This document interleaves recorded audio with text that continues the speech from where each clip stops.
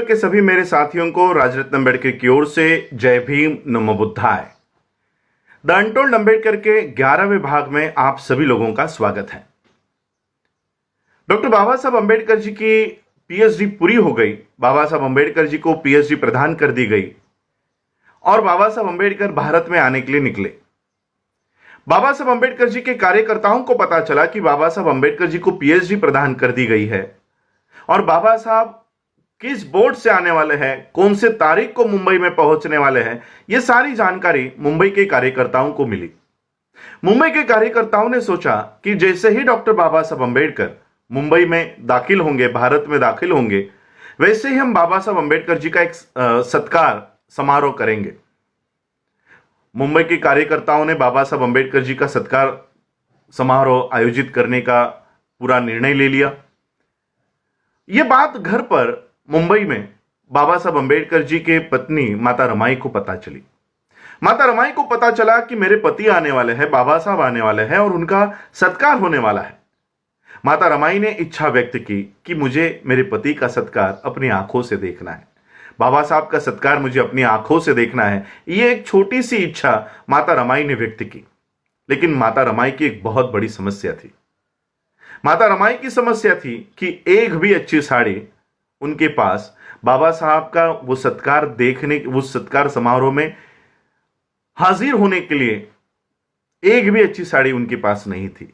जो साड़ी माता रमाई ने पहनी हुई थी वो 7 जगहों से फटी हुई थी और ऐसे फटे हुए साड़ी में बाबा साहब का सत्कार देखने के लिए जाए तो लोग बाबा साहब को ताना देंगे, बाबा साहब को बुरा भला कहेंगे कि देखो अपनी पत्नी को बाबा साहब कैसे रखते हैं।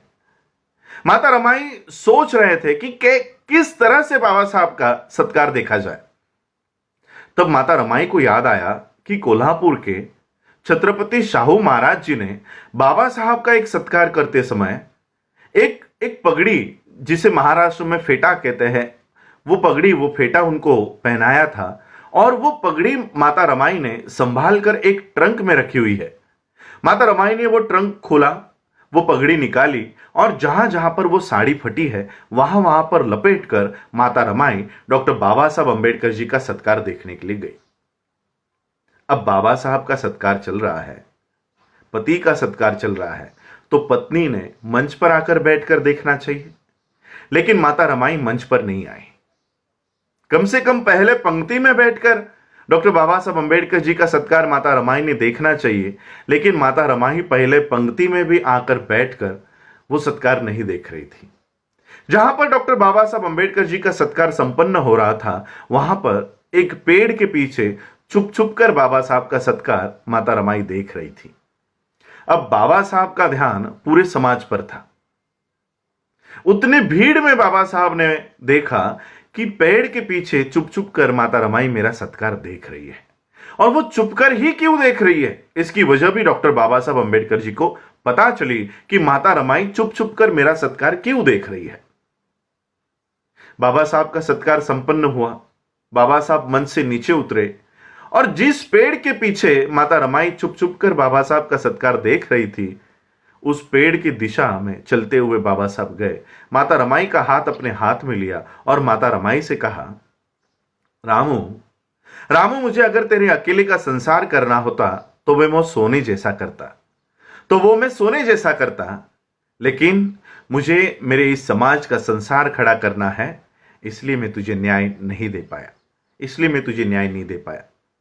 आज डॉक्टर बाबा साहब अम्बेडकर जी के और माता रमाई के त्याग की वजह से हमारे समाज की महिलाओं की परिस्थिति इतनी बदल गई है, अगर अलमारी खोली तो धड़ाम करके साड़ियां नीचे गिर जाती है। यह बदलाव डॉक्टर बाबा साहब अम्बेडकर और माता रमाई के त्याग की वजह से आज इस देश की महिलाओं के ऊपर इतनी अच्छी परिस्थिति आई है। आज हमारे महिलाओं के बदन पर अगर अच्छी साड़ियां है तो वो माता रमाई के त्याग की वजह से है। अगर माता रमाई उस समय फटी हुई साड़ियां नहीं पहना होता तो आज हमारे महिलाओं के शरीर पर अच्छी साड़ियां नहीं आती। माता रमाई और बाबा साहब अम्बेडकर जी के त्याग की वजह से आज हम लोग अच्छे कपड़ों में घूम सकते हैं।